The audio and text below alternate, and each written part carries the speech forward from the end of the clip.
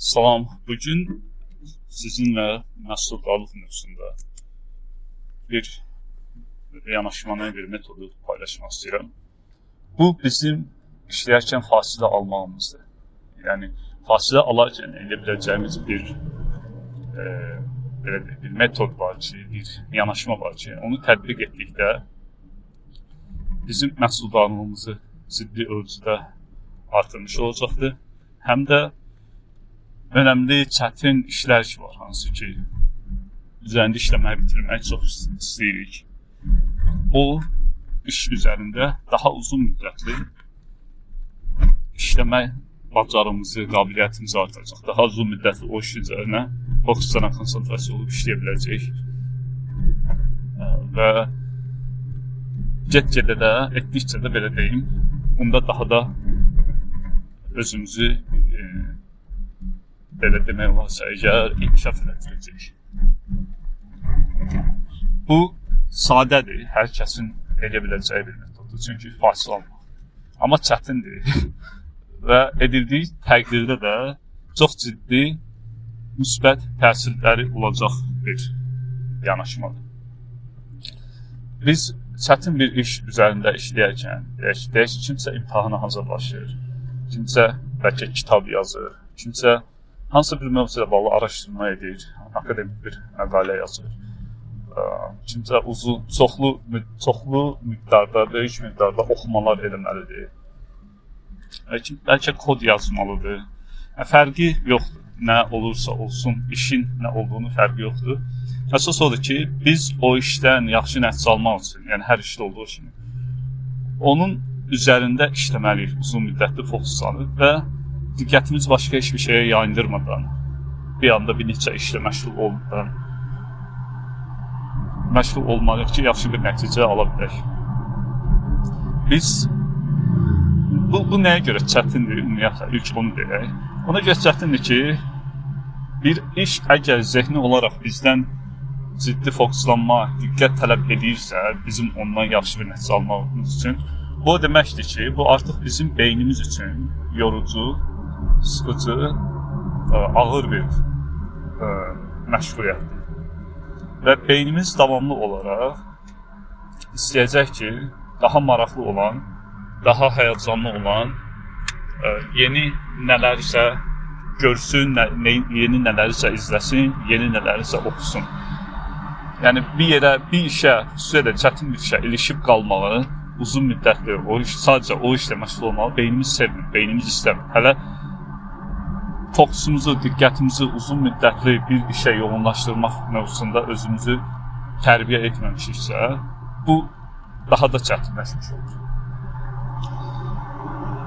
Bunu bir işlə məşğul olarkən, hətta araşdırma da var belə ki, əgər siz telefon yanınızdadır, amma onu üzüstü qoyursunuz və yaxud da ki, söndürürsünüz. Amma baxmayaraq ki, üzüstüdür, söndürmürsünüz və yaxud telefon yanınızdadırsa, yəni görürsünüzsə, işlədiyiniz masanın üstündədirsə, o yenə də sizin diqqətinizdən uğurlayacaq. Yəni, gözün görmədiyi bir yerdə, biraz da sizdən uzaq bir yerdə olmalıdır ki, beyin tamamlı olaraq onunla məşğul olmasın, sizi vadar eləməsin ki, onu yoxlayasınız. Bizim indi iş ona görə çətindir ki, işdən digər məşğuliyyətlər hamısı çox asandır beynimiz üçün. Amma belə bir seçim eləyə bilərik. Biz deyək ki, 1 saat işlədik hansısa bir iş üzərində, 1 saat oturub yazırsan, 1 saat oturub oxuyursan, 1 saat oturub hesab kitabla məşğul olsan, tonlaşdırırsan, nəysə tonlaşdırmasın və s. və laxır. 1 saatın sonunda beyin yorulur və yaxud da ki, 1 saat yarımın sonunda beyin yorulur. Ola bilir kimsə 45 dəqiqə, kimsə 30 dəqiqə ölür. Arada beyin yorulur, amma biz arada fasilə versək, 5 dəqiqə, 10 dəqiqə, təkrar yenə ən azı 1 saat daha, 40 dəqiqə daha o işlə məşğul ola bilərik. Yəni, beyin yorulduğu anda, beynim yoruldu artıq, öyrənə bilmirəm, alınmır, deyib daha sonraya saxlamaq və ya sabah yenə 1 saat oxuyarım demək çox səhvdir. Çünki biraz fasilədən sonra təkrar gəlib yenə məşğul ola bilərik. Ümumiyyətlə gün ərzində 3 saat, 4 saat fokuslanıb, yəni ciddi tam fokusda bir işlə məşğul ola bilərik. 4 saatdan sonra həqiqətən də beyin yorulur və öyrənmə də, anlama da, məhsuldarlıq da hamısı yavaş-yavaş düşməyə başlayır, azalmağa başlayır, zəifləməyə başlayır. Amma 4 saata qədər bizim potensialımız var ki, çox əla şəkildə performansımız olsun. Yəni 4 saata qədər. 4 saatı da o demək deyil ki, fasilə almadan, yəni fasilə alaraq. 4 saat ərzində 4 dəfə fasilə ala bilərsiniz, 2 dəfə fasilə ala bilərsiniz, 5 dəfə fasilə ala bilərsiniz. Bu artıq sizə bağlıdır. Burada isə əgər deyək ki, 3 saatınız var, hansısa önəmli bir işlərində işləyəcəksiniz. Bu 3 saatı ən yaxşı şəkildə dəyərləndirmənin yollarından biri odur ki, bizim fasiləmiz, yəni fasilə alarkən ya da və ya etdiyimiz işlər nələrdirsə, bizim işdən, gördüyümüz işdən çox həyəcanlı, çox adrenalin verən, çox maraqlı bir şey olmamalıdır. Çünki elə olduqda beyin ona qalıb onunla məşğul olması, beyni işə təkrar yönləndirmək çətin olur. Həmçinin qayıdıb işdən məşğul olanda səni yenə vadar edir ki, beyin təkrar o işə qayıdasın və ya bənzər bir işə qayıdasın. Amma əgər biz fasilə alarkən çox belə adrenalin verən, dopamin verən, həyəcan verən, bizə maraqlı gələn nələrsə etmiriksə, o zaman qayıdıb işin üzərində davam eləmək beynimiz üçün o qədər asan olur. Yəni fasiləmiz işimiz qədər yorucu, sıxıcı olmalıdır ki, biz qayıdıb iş üzərində çox yaxşı diqqətlə, fokusla, konsentrasiya ilə işləyə bilərik. Bunun üçün də fasilə alanda nə edə bilərik ki, fasiləmiz çox həyəcan verici bir şey olmasın, çox maraqlı bir şey olmasın.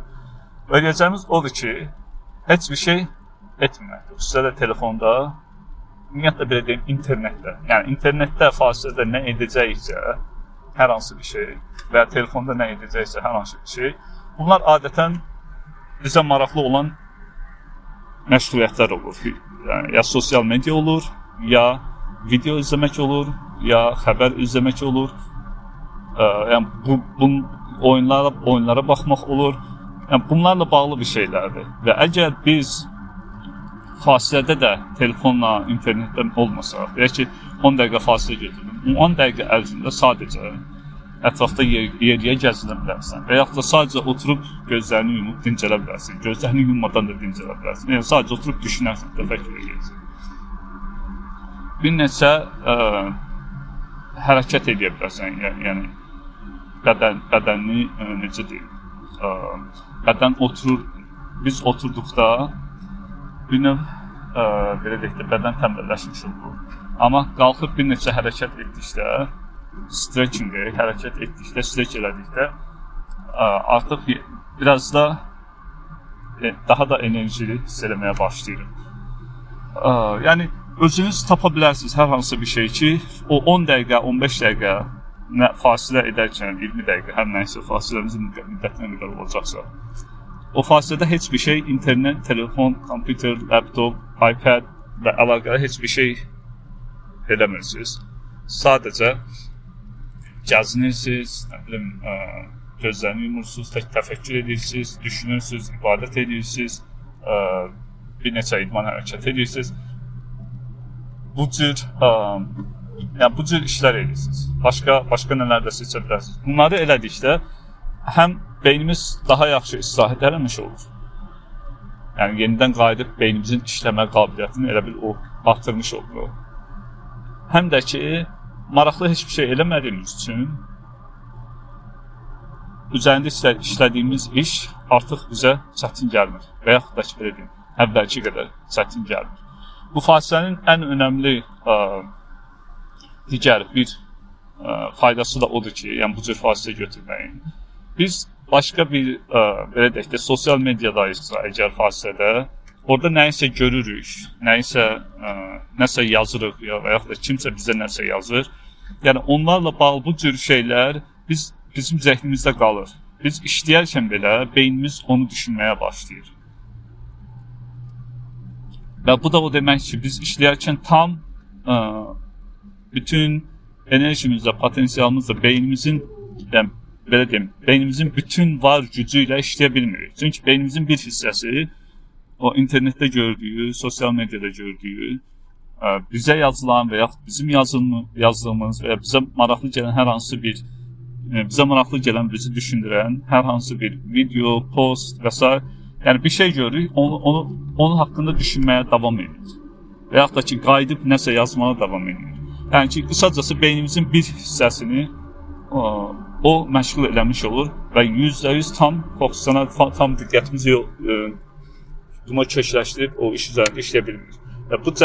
Bu da bizim yenə performansımızı zəiflətmiş olur. Bu ilk başlarda bəlkə çətin gələr.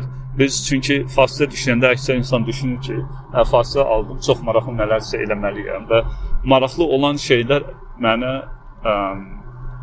daha yaxşı istirahət elətdirir.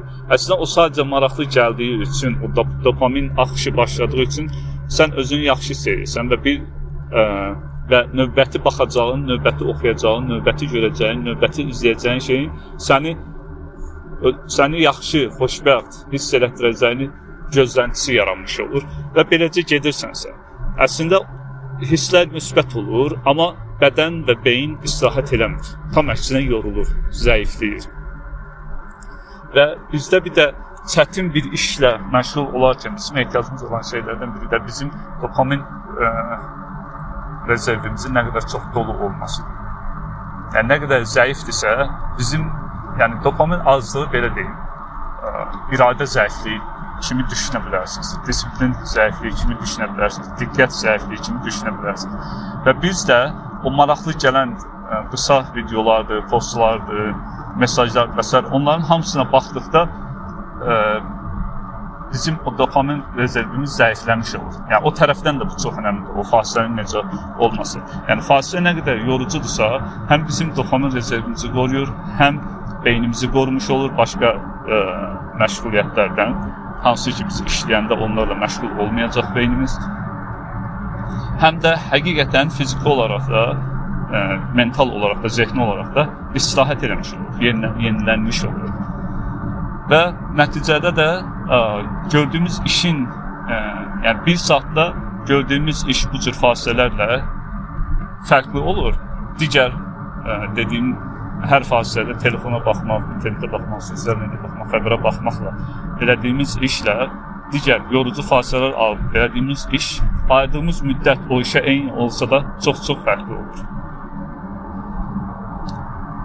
Və bir də belə bir şey deyim ki, yorucu fasilə götürməyin bir faydası da ondan ibarətdir ki, biz işə qaydanda beynimiz başqa heç bir şey oxumadığı, izləmədiyi, heç bir şey görmədiyimiz üçün təkrar qaydanda hardaydı bilir, nə edirdi bilir. Amma başqa işlərlə, xüsusilə də internetdə o qədər ard-arda qısa videolar, postlar görürük ki, biz fasilədən sonra təkrar işə qaydanda bəzən beyin deyir ki, mən hardaydım, nə edirdim. Yəni təkrar xatırlamağa, təkrar bir növ raya düşməyə çalışır. O da ki, yenə həm vaxt itkisidir, həm də performans zəiflədən bir şeydir. İndi yoxlayın, elə bugün yoxlayın. Çox vaxt yoxdursa, 30 dəqiqə belə olsa bir işlə məşğul olun, sonra 10 dəqiqə fasilə götürün, ya da ki, neçə dəqiqədən sonra yorulursunuzsa, yorulduğunuzda fasilə götürün, amma o fasilədə dediyim kimi heç bir maraqlı gələn heç bir şeylə məşğul olmayın. Ya oturun, ya qısaca belə deyək, ya oturun, ya yeriyin, ya da bir neçə idman hərəkəti edin. Bir kofe için, bir çay için, bir meyve şirəsi için, maraqlınız nəyədirsə, ondan sonra qaydın yenə işə davam edin. Nəticəni də özünüzə görəcəksiniz.